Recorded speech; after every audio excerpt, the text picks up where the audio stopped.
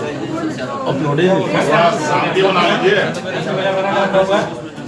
वार्ता जो रखा गया है, इस प्रेस वार्ता में आप सभी का हार्दिक अभिनंदन और स्वागत करते हैं, क्योंकि वाकई आज का प्रेस वार्ता बहुत ही महत्वपूर्ण है हम सभी के लिए, आप सभी के लिए। वो इसलिए लगातार हमारे धनबाद के सांसद और विधायक के द्वारा माननीय मुख्यमंत्री श्री हेमंत सोरेन जी को और उनके नेतृत्व में राज्य की सरकार को हमेशा ही बदनाम करने का और उनकी छवि को धूमिल करने का जो नाकाम प्रयास किया जाता है, उससे आहत होकर के आज हम लोग बाध्य हुए हैं कि प्रेस वार्ता में बैठे। हम धनबाद के लोगों को ये जानने का हक और अधिकार भी है कि आखिर धनबाद को एयरपोर्ट अगर नहीं मिल रहा है तो उसके पीछे वास्तविकता क्या है।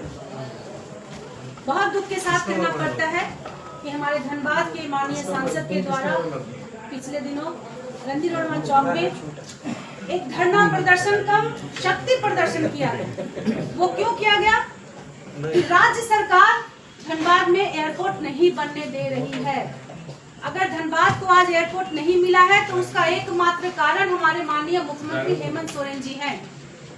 तो मैं आप लोगों के माध्यम से सम्मान के साथ मैं ये कहना चाहती हूँ कि अपना चेहरा को चमकाने के लिए और अपने नाकामियों को छुपाने के लिए कृपया करके एक ऐसे मुख्यमंत्री जो दिन रात मेहनत कर रहे हैं झारखंड के उत्थान के लिए, झारखंड के विकास के लिए, ना सिर्फ झारखंड के अंदर, ना सिर्फ देश के अंदर, देश के साथ साथ विदेशों में भी। अभी हाल ही में आप लोगों को पता होगा दावोस में वर्ल्ड इकोनॉमिक फोरम में जाकर के वो बैठते हैं और झारखंड के उत्थान, विकास और किस तरह से धनबाद सहित पूरे झारखंड को इकोनॉमिकली हम लोग स्ट्रॉन्ग बना सके, मजबूत बना सके।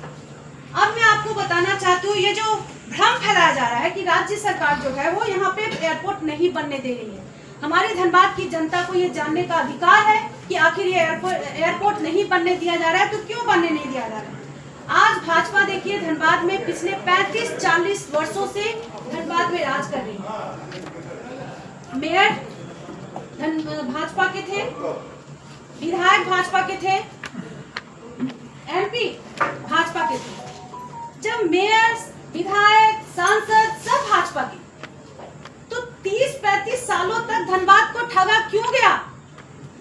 आज आपका नींद क्यों खुल रहा है? तो मेरे साथ तो हम लोग देखिए आगे तो सारा आप बोले नहीं, सवाल तो सही है। आप तो अपने पार्टी के मेयर पे सवाल उठा रहे हैं, मेयर तो आपके बगल में बैठे हुए हैं। सवाल तो गलत नहीं है, एकदम सही सवाल उठाया है। नहीं, उठने के बाद क्या सवाल का जवाब देना होगा। तो आप आरोप लगा रहे तो बगल में उन्हीं से जवाब दीजिए। आपको बात सुनना है, आपका बात करना तो आप लोग कर लीजिए प्लीज। नहीं, आप बोलिए। आप मेरी बात बीच में क्वेश्चन पूरा होने दीजिए, तभी तो समझ में आएगा बात। तब आपसे सवाल किया जाएगा। आखिर मेयर साहब को, पिछले पूर्व मेयर साहब को अगर बहुत ज्यादा वहाँ पे इनके हिसाब से काम होता, इनकी बातों को सुनी जाती, तो आज माननीय मुख्यमंत्री हेमंत सोरेन जी के नेतृत्व में ये क्यों खुद को समर्पित करते? जाहिर सी बात है, ये भी धनबाद का विकास चाहते थे, नहीं होने दिया गया, जिसके कारण ही आज यहाँ पे आए हैं हम लोग के साथ। क्यों? क्योंकि एक ऐसे मुख्यमंत्री जो एकमात्र वो है जो धनबाद से पूरे झारखंड का उत्थान, विकास और समृद्धि की ओर लेकर के जा सकते हैं, आज उनके पास है। क्यों है? बातें किसने किया? भाजपा ही ने किया। एक ऐसे व्यक्ति जो धनबाद का समृद्धि चाहते थे, धनबाद का विकास चाहते थे, हर बार इनको रोका गया, जिसके कारण आज यहाँ है। तो आप लोग बात को पहले पूरा होने दीजिए। तो मैं ये कहना चाहती हूँ कि 30-35 सालों से धनबाद को ठगा गया, एयरपोर्ट नहीं दिया गया। मैं ये पूछना चाहती हूँ कि जब धनबाद से एम्स गया, जब धनबाद से एयरपोर्ट गया, उस वक्त यहाँ के सांसद हमारे माननीय पशुपतिनाथ सिंह जी थे, तो क्यों गहरी नींद में सोए हुए थे? डबल इंजन की सरकार थी, क्यों नहीं बना? क्यों देवघर चला गया? और आज जमीन की बात करते।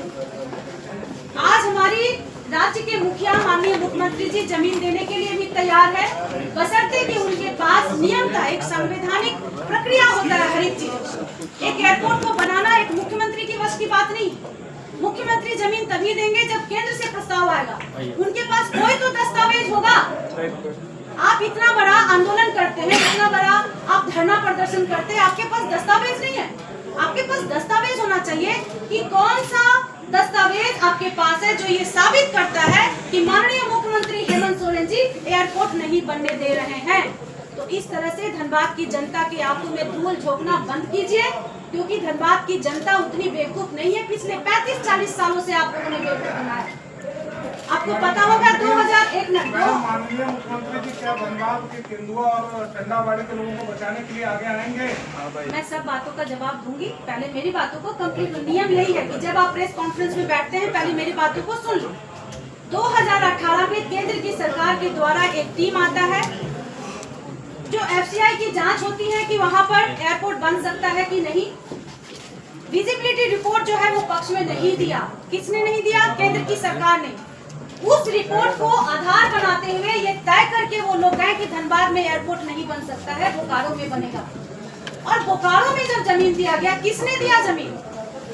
बोकारो में आज जमीन मिला तभी वहाँ एयरपोर्ट बना। और एयरपोर्ट बनने के बाद वहाँ का जो एनवायरमेंटल रिपोर्ट है, एनवायरमेंटल क्लियरेंस है, वो नहीं दिया जा रहा है। वो कौन देगा? वो केंद्र की सरकार देंगे। महोदय, आप इतने ही अगर धनबाद के लोगों के प्रति आपका अगर संवेदना है, धनबाद का उत्थान, धनबाद की समृद्धि, धनबाद का विकास अगर चाहते हैं, तो माननीय आप कृपया करके राजभवन जो बार बार दिल्ली जाते हैं, आप जाते हैं, जाइए।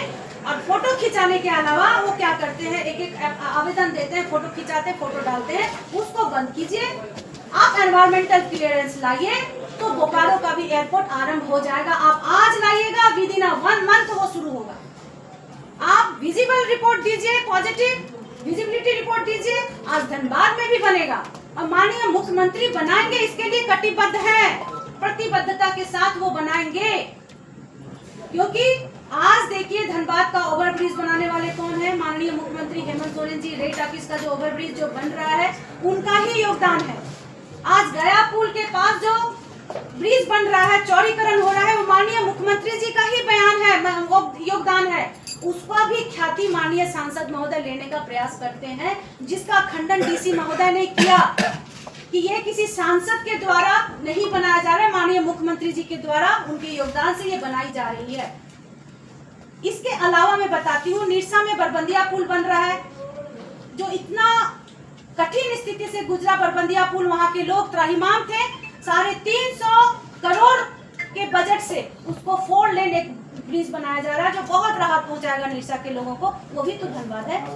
आज देखिए माइथन में 350 एकड़ जमीन दिया गया, किसको? केंद्र की सरकार को। क्यों? क्योंकि केंद्र की सरकार ने कहा कि वहां IIT बनेगा। IIT केंद्र का मामला है। और IIT बनाने के लिए जब एक मुख्यमंत्री 350 एकड़ जमीन दे सकते हैं, तो क्या एयरपोर्ट बनाने के लिए नहीं देंगे? इसलिए मैं आप सबसे ये कहना चाहती हूँ कि इस तरह का भ्रम फैलाना धनबाद के अंदर बंद कीजिए। धनबाद की जनता को पिछले 40 वर्षों से आप लोगों ने ठगने का काम किया है। डबल इंजन की सरकार में भी ठगा, ट्रिपल इंजन की सरकार में भी ठगा, आज भी आप ठगने का काम कर रहे हैं। तो धनबाद की जनता को ये हकीकत जानने का हक और अधिकार है। मैं आप लोगों के माध्यम से धनबाद की जनता, और अभी जो एयरपोर्ट मिशन के लिए जो कुछ लोग हमारे धनबाद के भाई बंधु जो प्रयास कर रहे हैं, मैं उनके साथ हूँ। मैं चाहती हूँ कि धनबाद में एयरपोर्ट हो, और मेरा प्रयास रहेगा कि उन लोगों को लेकर के मैं मुख्यमंत्री जी से मिलवाऊं, मैं विभाग के लोगों से मिलवाऊं, ताकि ये चीज और क्लियर हो जाए कि आखिर अड़चने कहाँ हैं। इन लोगों को पता चल जाएगा कि अड़चन माननीय मुख्यमंत्री हेमंत सोरेन जी नहीं, राज्य की सरकार नहीं, केंद्र की सरकार है, और यहाँ के सांसद महोदय और जितने भी बीजेपी के प्रतिनिधि हैं, उन लोगों का नाकामी, इसको हम कह सकते हैं। अब रहा केंदुआ का बात, आप लोग कह रहे थे। केंदुआ का मसला वाकई बहुत ही दर्दनाक है। आज केंदुआ सहित तमाम कोल बेल्ट को उजाड़ने का एक साजिश चल रहा है। और आप लोग सबको पता है, पत्रकार बंधुगण, कि कोल बेल्ट जो है, कोयला खनन रिसोर्सेस सब केंद्र सरकार के अधीन आता है। और यहाँ का धनबाद मुख्यतः कोयला के लिए विख्यात है, और ये पूरी तरह से केंद्र सरकार के कंट्रोल में है। कोयला नगर, BCCL सब केंद्र सरकार का है। आज जो भी आउटसोर्सिंग कंपनियां जो काम कर रही है, और बिल्कुल निर्ममता के साथ जो कोयला दोहन कर रही है, किस प्रकार से गोफ हो रहा है, किस प्रकार से लोग भूदशान परेशान है, किस प्रकार से मतलब रोड फट रहा है, रोड टूट रहा है, घर धंस रहा है, लेकिन यहाँ के जनप्रतिनिधि इतने गंभीर निद्रा में सोए हुए हैं और राजनीति कर रहे हैं। आप बताइए, ये सारी चीजें में भी राजनीति होनी चाहिए। हम तो कहते हैं इन लोगों का टीम एक बनना चाहिए, जाकर के केंद्र की सरकार से, कोयला मंत्री से बैठिए, जाकर के बात कीजिए कि इसको कैसे सुविधा पहुंचाया जाए, यहाँ के लोगों को कैसे सुविधा पहुंचाया जाए। हर बात में राजनीति शोभा नहीं देती है। और माननीय मुख्यमंत्री जी हमेशा तत्पर है, हमेशा बहुत गंभीर है धनबाद के उत्थान विकास के लिए। आज भी हम लोग चाहेंगे, क्या केंदुआ के लिए मुख्यमंत्री जी आएंगे? देखिए जैसे आपको पता होगा, पिछले बार जब केंदुआ में गैस रिसाव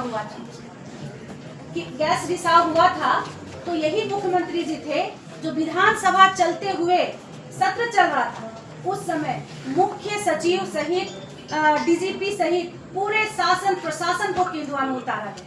मैं खुद वहाँ मौजूद। मैडम दो सवाल, एक सवाल अबुआ आवास योजना है सरकार, अबुआ आवास योजना जी आपकी सरकार की है, तो हमको लगता है कि कुछ लोगों को मिलना चाहिए था। जी बिल्कुल मिलना चाहिए। किसी के लिए क्या कोई नहीं, मैं प्रयास बता किया? रही हूँ, देखिए इसमें क्या होता है ना कि ये अबुआ आवास योजना जो है, ये निश्चित रूप से यहाँ के लोकल लोगों के लिए, झारखंड के लोगों के लिए, ठीक है। तो ये आवास योजना जो है उन लोगों को कैसे मिले, अगर उस आवास योजना से अगर इन लोगों को राहत मिल सकता है, निश्चित रूप से हम लोग जाएंगे। अभी तो सोच ही रहे हैं मैडम, सब बातें सब लोग सोच ही रहे हैं। आप लोग देखिए, आपने क्या प्रयास किया? आपको बुला दिए, सब कुछ बता दिया, आपका प्रयास क्या रहा? देखिए प्रयास क्या रहता है हमको, जैसे कभी हम भूखे हैं, हमको खाना नहीं मिल रहा है, अब बीमार पड़ गए, तो आप क्या प्रयास किए? तो आप योजना बनाइएगा उसके लिए। नहीं, आपके पास तो आगे सर अरे, अभी भूखे हमको खाने का उसको व्यवस्था तो कीजिए, जब हम मर जाए तो क्या करेंगे? आप बात तो सुनिए, आप अबुआ आवास की बात हाँ, 4 महीना हो गया। आप प्रधानमंत्री आवास की बात क्यों नहीं करते? लीजिए, सरकार है आपकी, हम नहीं, फिर नहीं, आपको मैं बता रही हूँ तो कि फिर आप भी वही बात करें जो थोड़ी देर पहले कर रहे थे, सब सब सेंट्रल करेंगे, क्या करेंगे? इसलिए मैं बोल रही हूँ कि अबुआ आवास योजना जो है वो ग्रामीण क्षेत्र की योजना है और प्रधानमंत्री आवास योजना जो है वो शहरी क्षेत्र की योजना है। मैं चाहूंगी कि इसमें हम लोग मिल बांट करके कोई राजनीति नहीं करें। बागमारम जो टंडा बस्ती है वो लगता है ग्रामीण क्षेत्र में आता होगा। हाँ, वो ग्रामीण क्षेत्र में है। और भूदशा में कारण क्या है ये भी आपको पता है। ग्रामीण क्षेत्र में बताते हैं अबुआ आवास और प्रधानमंत्री आवास में, उसमें जो पैसे दिए जाते हैं आपके खुद की जमीन पे घर बनाने के लिए दिए जाते हैं। यहाँ पे चूंकि विस्थापन का मुद्दा है, तो जो झरिया रिहैबिलिटेशन प्लान जो बना है उस स्कीम में ही आएगा। एक आदमी को 2 स्कीम का फायदा नहीं हो सकता, जब भी होगा एक स्कीम का फायदा होगा। हम लोग का ये कहना है कि अब चूंकि वहाँ पे उनकी जमीन नहीं है, वो बरसों से रह रहे हैं, लेकिन वो कोकिंग कोल लिमिटेड या और अन्य जमीन पे रह रहे हैं, या इसमें अबुआ आवास नहीं आता है। और अगर आता तो प्रधानमंत्री आवास हम लोग दे दिए होते, क्योंकि उसका ओनरशिप नहीं है वहाँ, नंबर 1। नंबर 2, जो झरिया रिहैबिलिटेशन है इसमें हमने आपको कहा कि इसमें ऑप्शन होना चाहिए, पैसा चाहे पैसा लो या एक ही जगह केवल बेलगड़ियारी, और भी ऑप्शन होना चाहिए। आप इसको फिक्स कर, यही उनका जमीन अपना नहीं है, भविष्य की है योजना। मिला करके यही है कि बेलगड़िया में लोग नहीं जाना चाहते। आप इसको जगह कहाँ जा रहे हैं? कुसुम बिहार में कर्माटांड में बिठाया जाए, कुसुम बिहार और कर्माटांड में बिठाया जाए। बेलगड़िया में तो लोग सब जो है रहने लायक नहीं। कुल मिला के सर आप केंद्र पर कर रहे हैं। उजाड़ कौन रहा है?